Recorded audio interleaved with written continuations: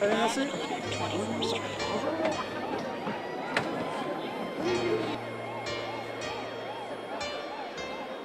Bob Garcia, de Tintin au polar, difficile d'étiqueter le bonhomme. Il aime les personnages de fiction, il cite régulièrement quelques héros récurrents et n'hésite pas à mener une enquête détaillée pour mieux la relater dans ses romans. Dans le cas de l'affaire Mina Marten, le dernier, c'est une enquête qu'a menée Conan Doyle lui-même et qui m'a paru tellement étrange, tellement surprenante que j'ai fouillé effectivement autour de cette enquête menée par Conan Doyle pour voir quelle était la réalité de l'époque.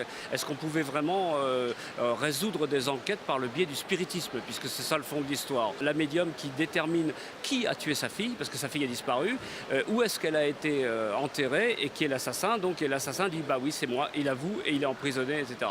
Sauf que quelques années plus tard, il y a une contre-enquête qui est menée, alors là cette fois avec des méthodes scientifiques, d'où la confrontation de Sherlock Holmes et de Conan Doyle. Conan Doyle, fan de spiritisme, et Sherlock Holmes qui préfigure la police scientifique. Et avec des méthodes scientifiques, on peut mettre à mal toutes ces méthodes spirit. À mon avis, il n'y a absolument pas de médium, il n'y a pas de spirit et il n'y a pas moyen de deviner comme ça qui est un assassin. Un peu plus loin, sous le chapiteau, voici Bob le baroudeur, entouré d'un spécialiste mondialement reconnu des tueurs en série, d'une chroniqueuse judiciaire du Monde et d'un vrai beau mec repenti pour une table ronde. C'est un moment de plaisir, un moment de partage, un moment de découverte, parce qu'effectivement, il y a certains auteurs qu'on connaît très bien, puis d'autres qu'on ne connaît pas du tout. Donc c'est le moment de les faire parler, de les faire découvrir aux gens qui sont là, et puis de partager cette émotion, cette expérience avec le public. Comment ça se prépare une table ronde de cette nature ? Déjà, on lit le bouquin, ou au moins on commence à essayer de se renseigner sur la biographie et la bibliographie des auteurs qui sont présents. Et puis ensuite, les questions viennent un petit peu, le thème du débat, je dirais, c'est un prétexte plutôt pour ouvrir sur d'autres thématiques. Et puis la discussion vient toute seule. Les affaires criminelles sont toujours passionnantes ? Toujours, ça intéresse tout le monde. Et puis toujours par le biais aussi du fait divers, c'est ce qui intéresse le plus.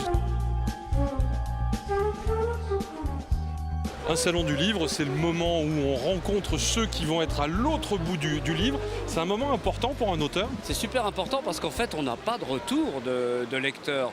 Il n'y a qu'à partir du moment où on peut les voir, on peut les rencontrer pour avoir un retour sur le livre. Et encore, c'est pas sur le livre, sur la nouveauté qu'on vient d'écrire, forcément, puisqu'ils ne l'ont pas lu, puisqu'il vient de sortir. Donc les gens nous font un retour sur les livres qu'ils ont lus les précédents. Et c'est comme ça qu'on arrive à fidéliser des lecteurs et puis avoir un retour sur notre écriture. S'ils reviennent, c'est que ça leur a plu en général. Donc c'est super important pour l'auteur. Je vous le disais au début du reportage, du polar à Tintin avec Bob Garcia, c'est un perpétuel aller-retour. Je viens de sortir aux éditions Desclés de Brouwer un livre qui s'appelle Tintin, le diable et le bon Dieu, où je parcours toutes les religions évoquées dans l'œuvre d'Hergé. Qu'est-ce qu'il y a aujourd'hui sur votre table de travail pour la prochaine édition de Lire à Limoges, par exemple ? Ça risque de vous surprendre parce que c'est tellement décalé par rapport à tout ce que j'ai fait jusqu'à présent. Il se trouve que je suis un petit peu fan de voitures aussi et de courses automobiles et que je suis en train de terminer un livre sur l'écurie suisse Rebellion Racing qui a gagné l'année dernière le championnat d'endurance dans la catégorie LMP2, enfin peu importe.